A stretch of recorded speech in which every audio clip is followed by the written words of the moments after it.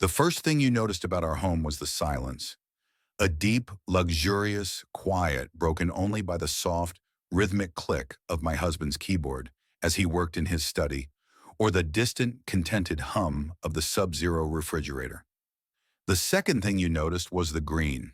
It poured into every room, a curated cascade of chlorophyll. A monstrous, glossy fiddle leaf fig presided over the living room like a benevolent deity. Delicate strings of pearls and hearts hung in perfect arcs in the south-facing windows. Orchids, their blooms like poised waxen creatures, sat on the floating shelves, each pot a minimalist masterpiece of gray ceramic. This was the kingdom of Robert Thorne, and I, Anya, was its queen, a kept, quiet, and beautifully maintained queen. Robert was a botanical engineer. He didn't just grow plants, he designed ecosystems. His company, Verdant Logic, pioneered vertical farming systems for high-end restaurants and boutique grocers.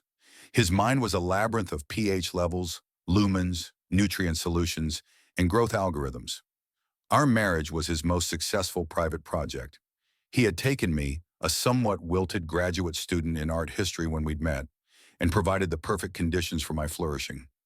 A stunning modern house on the lip of the Oregon forest, financial freedom, a subscription to the Met's conservation lectures, and his steady, predictable, undemanding affection. He was 15 years my senior, not handsome in a traditional sense, but possessing a sharp, austere elegance. He loved me, I believe, as he loved his most rare Monstera obliqua, with a sense of proud ownership and a meticulous dedication to its well-being. Our love life was scheduled, considerate, and as quiet as the rest of our existence. I mistook the absence of weeds for the presence of a perfect garden. My rebellion began, as these things often do, with a small, persistent ache, a loneliness that no amount of silent, green beauty could fill. It was an ache for noise, for mess, for something unplanned. I took up pottery at a local community studio, a hobby Robert approved of for its tactile, grounding nature. It was there, with my hands sunk in cold, sloppy gray clay, that I first heard his laugh. It was a full-throated, unself-conscious sound that cut through the focused silence of wheels and kilns. He was teaching the beginner's class next to my advanced one. I peeked. He was demonstrating how to center the clay, his own lump spinning into a wobbly, rebellious mess. "See?" he boomed, not a trace of embarrassment in his voice. "It's already got a mind of its own. You have to argue with it a bit. Negotiate." His students, mostly nervous retirees, giggled. He had a wild thatch of sun-bleached brown hair, eyes the color of worn denim, and forearms corded with muscles and faded blue tattoos, ferns, a heron, a winding river. He looked like he'd been assembled from parts of the outdoors Robert's system sought to replicate and control. His name was Finn Gallagher. He was a stonemason and a seasonal river guide. We collided literally at the sink afterwards, both trying to rinse clay from our arms. "You're the lady with the quiet hands," he said, grinning. He'd noticed me. In my world of quiet, being noticed so boldly was a seismic event. "And you're the man with the loud laugh," I replied, surprising myself. "Guilty. It's a character flaw. My ex-wife said it was like being married to a jubilant sea lion." He said it easily, without bitterness. His openness was a sunbeam in a dim room. We started talking. He asked what I did, and my recital of "I keep house" sounded pathetic even to my own ears. I mentioned my art history degree, long dormant. His face lit up. "No kidding. I'm a total sucker for the Hudson River School. All that grandiose, untamed wilderness. It's like the world before we got our hands on it and tried to make it tidy." He said tidy like it was a mild curse. Robert's world was the epitome of tidy. Our conversation felt like a secret. It was the first transplant from a wilder world into the sterile soil of my life. The first betrayal was a cup of coffee. Finn asked if I wanted to see a real artist's studio. His friend, a painter, was having an open house in a converted warehouse. I told Robert I was going to a new ceramic glaze exhibition with a woman from the class named Carol. Carol existed. She was 72 and made lopsided ashtrays. He nodded, already mentally calibrating the evening's irrigation cycle for the living wall. "Have fun, darling. Don't bring back any dust." The warehouse was everything my home was not. Drafty, loud, smelling of oil paint, weed, and cheap beer. The art was chaotic, vibrant, some of it terrible, all of it alive. Finn moved through the crowd like a native species, introducing me to sculptors and welders and musicians. They spoke of failed projects and fleeting inspirations with a passionate despair entirely foreign to Robert's world of guaranteed outcomes. I felt dizzy, intoxicated. Finn brought me a bottle of local IPA. "To untidiness," he said, clinking his bottle against mine. His eyes held mine, and in that look I felt a door creak open inside me, a door I hadn't known was locked. We began to meet for coffee that stretched into hours. Our conversations were sprawling, root-like, digging into everything. He spoke of the river's voice changing with the seasons, of the satisfying chunk of a well-placed stone in a dry stack wall, of the profound silence of the deep woods that was nothing like the silence of my house. His was a silence full of presence, of waiting life. I spoke of the stifling perfection of my life, tentatively at first, then with a rushing torrent of confession. I told him about the silent dinners, the scheduled intimacy, the feeling of being a beautiful, well-cared-for specimen under glass. He listened, not with pity, but with a fierce, focused empathy. "You're not a specimen, Anya," he said, his voice low. "You're a force of nature. Someone just put you in the wrong damn pot." The metaphor slayed me. It reframed my entire existence. My discontent wasn't ingratitude. It was a natural organism's response to incorrect conditions. The first touch was an accident with intention. We were walking through the Saturday farmer's market, and he pulled me aside to avoid a trolley, his hand landing on the small of my back. He left it there for 3 seconds too long. The heat of it burned through my linen shirt. It was a claiming, a grounding. I didn't shrug it off. When he removed it, the ghost of his palm remained, a brand. The physical affair began 2 weeks later in the cab of his old mud-spattered Ford truck, parked at a scenic overlook on a forgotten forestry road. It was rushed, fumbling, the gear shift digging into my thigh, the windows fogging with our breath. It was nothing like the careful, quiet couplings with Robert. It was hungry, desperate, a little foolish. Afterwards, I cried hot, shameful tears. Finn held me, stroking my hair. "It's okay," he murmured. "It's just the dam breaking. All that quiet has to go somewhere." He framed my sin as a necessary flood. I clung to that. I had to. Thus began my double life. I became a master gardener of deceit, tending 2 plots with equal, exhausting fervor. The public garden. Anya Thorne, devoted wife, hostess of elegant plant-based dinners, her hands clean, her smile serene. The secret hidden garden. Anya, Finn's lover, her hands dirty with river silt and clay, her laugh too loud, her soul untamed. The logistics were a nightmare of constant vigilance. I kept a separate gym bag in the trunk of my Lexus AO change of clothes. Wet wipes, deodorant, a cheap, spicy perfume Robert would never recognize. I bought a prepaid phone, the kind drug dealers use in movies, and hid it in a hollowed-out art book on my shelf. I became a scholar of alibis. Extended pottery classes, obscure lectures at the university, long forest bathing walks for my mental well-being. Robert, whose trust was as deep and unchallenged as a root system, accepted it all. His concern was purely practical. "Are you sure that studio's ventilation is adequate? You don't want silica in your lungs." The guilt was a toxic, fast-growing vine that threatened to strangle me. It would erupt at the worst moments.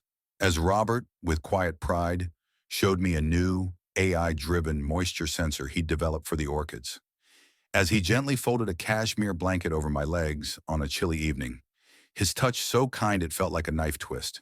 As he talked about our future, about maybe designing a private conservatory edition, a sanctuary for just us, his decency was a mirror showing me my own monstrous reflection. To cope, I began to subtly sabotage the peace at home. I'd forget to activate the lighting sequence for the living wall, leaving the plants in darkness. I'd play modern jazz with discordant notes just loud enough to disturb his concentration. I was trying to cultivate blight in my own garden, to make its perfection less perfect, to justify my flight to the wilds. Finn's world was all wild. His small cottage on the banks of the Mackenzie River was a chaos of tools, wet gear, dog toys, a scruffy mutt named Drift. and books piled on every surface. There was no system, only a joyful, sprawling mess. We spent stolen afternoons there, wrapped in a worn quilt on his porch, listening to the river and talking about everything and nothing. He taught me to split wood, the satisfying crack and the scent of fresh pine filling the air.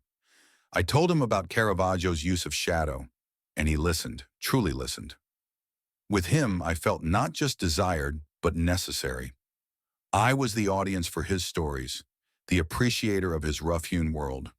With Robert, I was a component in a smoothly running system.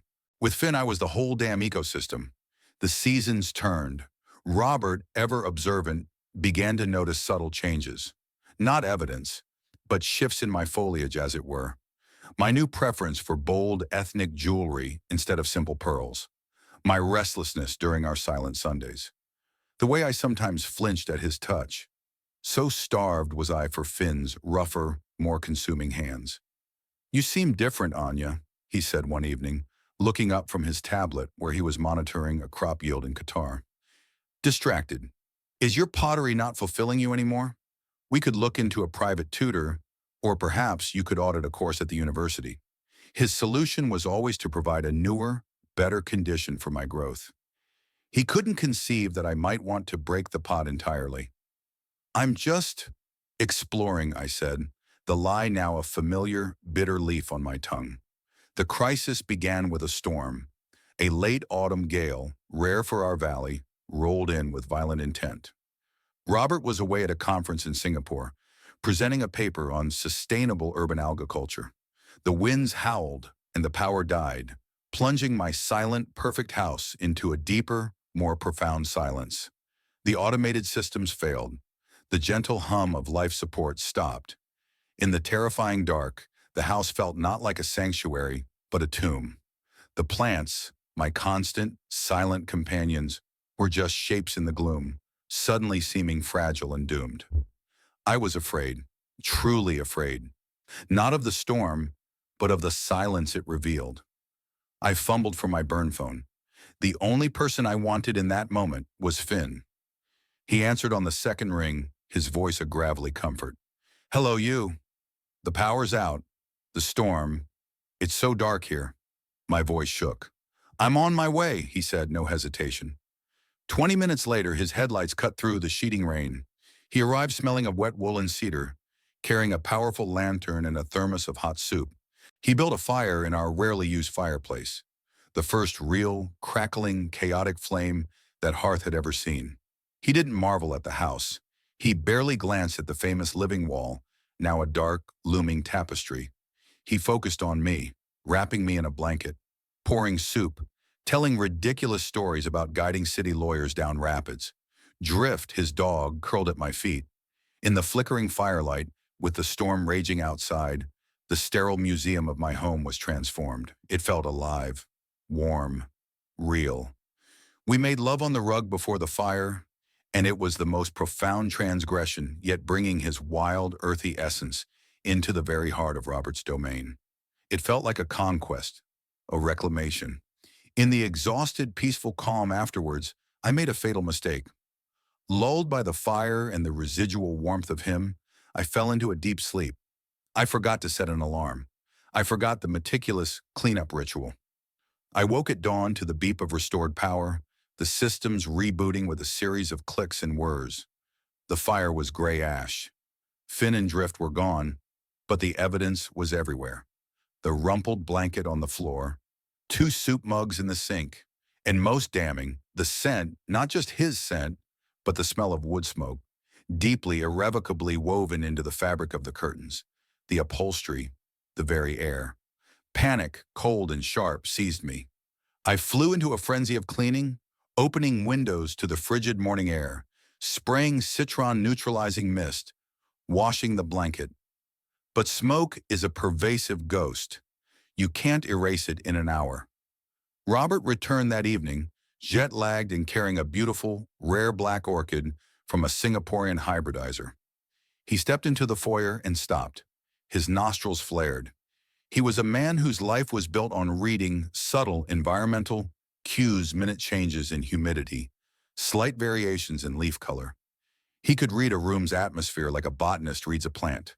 His eyes scanned the pristine, orderly space, but his face was that of a man detecting blight on a prized specimen.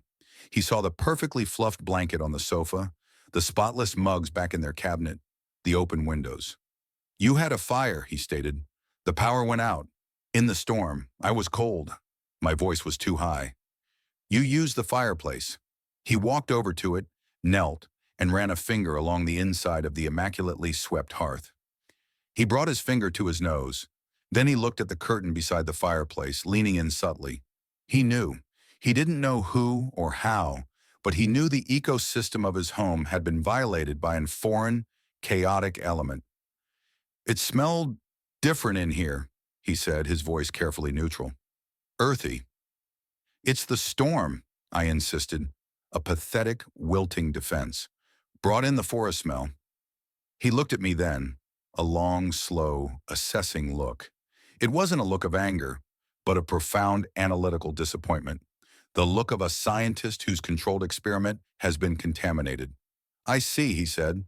And in those two words, I heard the locking of a vault. The following weeks were an exquisite torture. Robert didn't confront me. He observed. He became quieter, more withdrawn, spending even longer hours in his study. He started checking the home security system logs, something he'd never done before.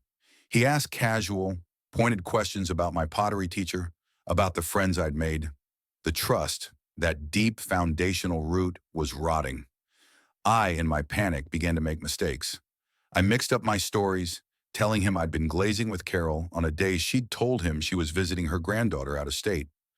I forgot to delete a text from Finn on my burn phone, and while Robert never saw it, my paranoid scramble to find the phone when I thought I'd lost it was its own confession. The end came not with a bang, but with a quiet, botanical precision. Robert told me he was installing a new, state-of-the-art security and environmental system throughout the house, a beta test for Verdant Logic. "It will give us unparalleled control and awareness," he said, his eyes cool. "It would also include motion sensors and cameras in all common areas," he mentioned, "to optimize climate zones based on occupancy." The house was becoming a panopticon. I knew I had to end it with Finn. The risk was now catastrophic. I met him at his cottage under the pretense of a final glorious afternoon. We walked along the river, now swollen and angry with winter rains. I tried to explain, my words tangled and tearful. He knows something, not everything, but enough. The house, it's not safe anymore. Finn's face, usually so open, closed down. He heard the finality in my voice. "So that's it? You're going back to your terrarium? Now that he's changing the locks on the glass?" "It's not a terrarium, Finn. It's my life." "Is it?" he shot back, his voice sharp with a pain I hadn't anticipated. "Or is it the life you're too scared to leave? You talk about force of nature, Anya, but a real force of nature doesn't ask permission. It doesn't crawl back into its pot when the weather gets hard." His words were meant to galvanize me, but they only revealed the canyon between us. He saw my marriage as a prison I could simply walk out of. He didn't understand the intricate, root-bound dependency of it all, the financial, social, emotional entanglements. He was a river, free to change course. I was a potted plant. Repotting was a trauma that could kill me. We argued bitterly for the first time. It was about practicality versus passion, safety versus freedom. It ended with him walking away down the river path, his shoulders hunched against the rain. There was no dramatic farewell, just the dissolution of a beautiful, impossible fantasy in the cold, gray Oregon drizzle. I returned home, devastated but resolute. I would end the affair. I would tend my marriage. I would prune back my wildness and try to bloom again within the lines. Robert was waiting. He was in the living room, standing before the great fiddle-leaf fig, which had developed a single, inexplicable yellow leaf. He was holding my burn phone. He must have found it during the security system upgrade. My blood turned to ice. He didn't look at me. He stared at the plant.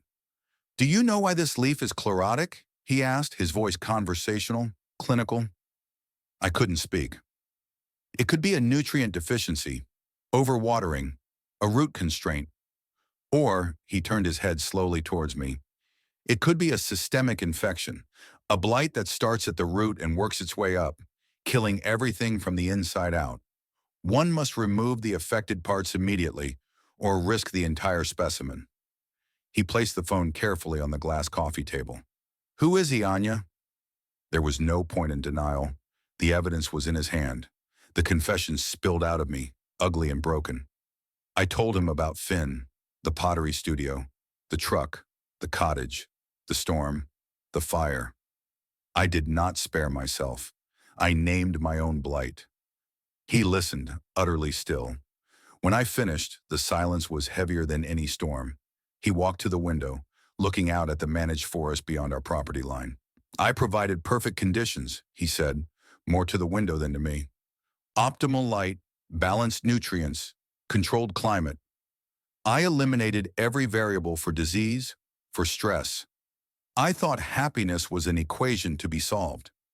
He gave a short, bitter laugh that held no humor. I failed to account for the variable of human wildness, for the desire for less than perfect conditions, for the perverse attraction to the storm. He turned. His face was a mask of calm, but his eyes were the eyes of a man who has seen his life's work, his faith in his own systems utterly disproven. You have introduced a pathogen into our ecosystem, Anya, one I cannot engineer away. The trust is dead. The roots are rotten. There is no recovering from this.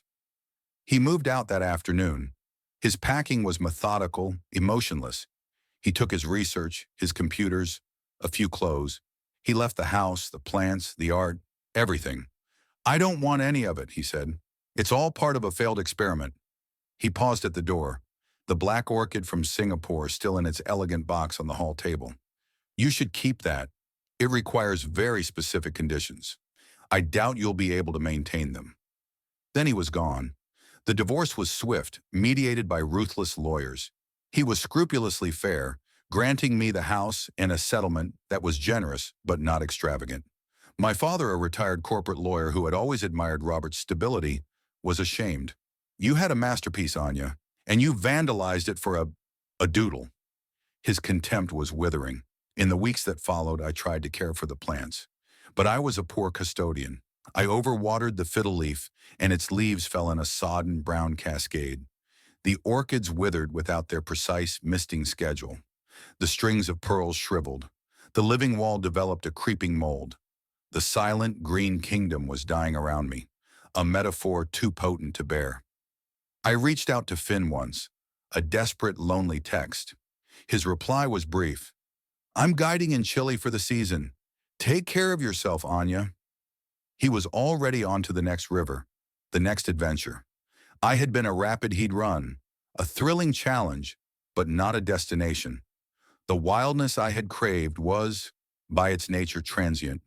I sold the house, the dying plants included, for a fraction of its worth. The smell of wood smoke, I was told by the realtor, was a negative feature. I moved to a small apartment in the city. It has no plants. The silence here is different. It's the silence of an empty pot, waiting for something that may never be planted.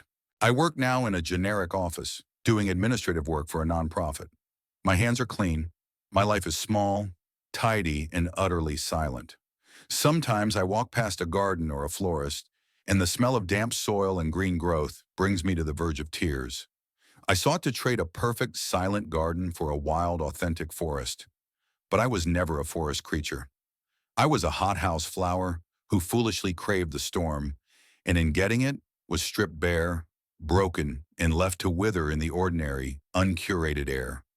I am the keeper of a different silence now, the echo of a laugh that wasn't mine, the memory of a touch that burned, and the profound, unending quiet of a life that was, and then was not, a masterpiece.